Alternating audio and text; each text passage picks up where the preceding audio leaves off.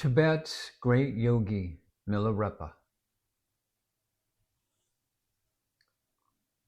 Poem by Milarepa. I am Milarepa, great in fame, the direct offspring of memory and wisdom. Yet an old man am I, forlorn and naked. From my lips springeth forth a little song, for all nature at which I look serveth me for a book. The iron staff that my hands hold guideth me over the ocean of changing life.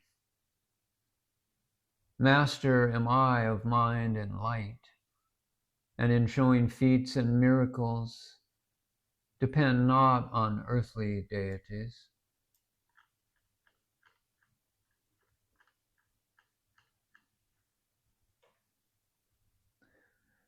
This biography of one of the great religious geniuses of our human race presents to us a vivid record of the social conditions which prevailed in the Tibet of the 11th and 12th century of the Christian era.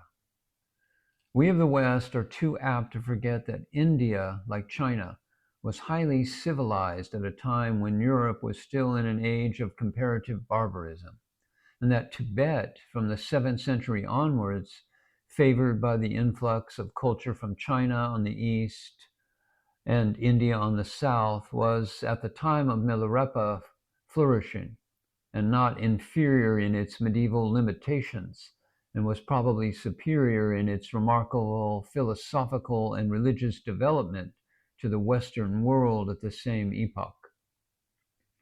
In Europe, the glory of Athens and of Alexandria had long been extinguished by the darkness of the Dark Ages. Scientific and philosophical speculations were by ecclesiastical authority limited to the narrow confines of a pedantic scholasticism. The Arab philosophers of Cordova and of Baghdad guarded the learning of the ancients until Europe should be reborn to a new day at the Renaissance. But throughout the Orient, the Promethean fire was never allowed to die out. Even till now, China and India have preserved unbroken a culture whose origin is lost in the past. The civilizations of Babylonia, Egypt, Greece, Rome have all bloomed and faded, but those of China and India, despite social disturbances arising from contact with the utilitarianism of the West, have lived on. And if they continue to retain their marvelous spiritual virility, they may well survive the materialistic civilization of the Occident and continue to lead humanity nearer that higher ideal of world conquest by the might of the divine in man, rather than by his animal might expended in the savagery of warfare. At least this is the ideal upon which the teachings of Milarepa, as applied to the problems of society on earth, are founded. And in this way, they are in agreement with the teachings of the Buddha, of Christ, and of all the great leaders of Asia, who by love and compassion have done immeasurably more to raise the status of mankind than have the innumerable host of armed troops and their captains throughout the ages. At the time when Milarepa was meditating amid the snowy fastnesses of the Tibetan Himalayas, the culture of Islam was flowing in over every part of Hindustan. It is owing to him, as well as his teacher Marpa, who made a number of journeys to India to collect manuscripts of Indian and Buddhistic lore, that much of India's spiritual inheritance, which was then threatened with destruction, has been applied to the needs of Tibetan society and preserved until today. And at the same epoch, England was experiencing the effects of a Norman conquest.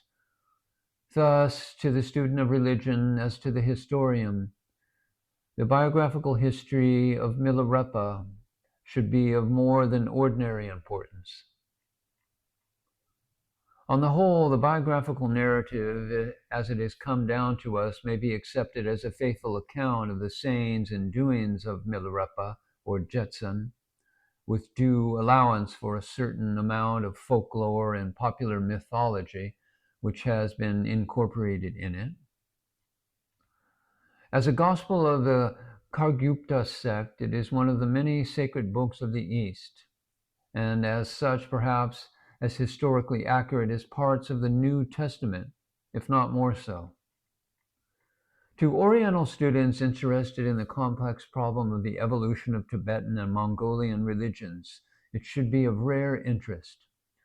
To all who appreciate Buddhistic philosophy, more especially in its Mahayanic form, this book should bring fresh insight. To mystics the world over, it should prove to be, as Ri-chung, its author, would call it, a most precious jewel, a treasure house which can never be exhausted by human mentality, and a nosegay of precepts which can be understood only by putting them to the test of practice. In the first part of the biography, we see Jetsun, that is, Milarepa, dominated in his youth, like many a great saint of other faiths, by the lower nature.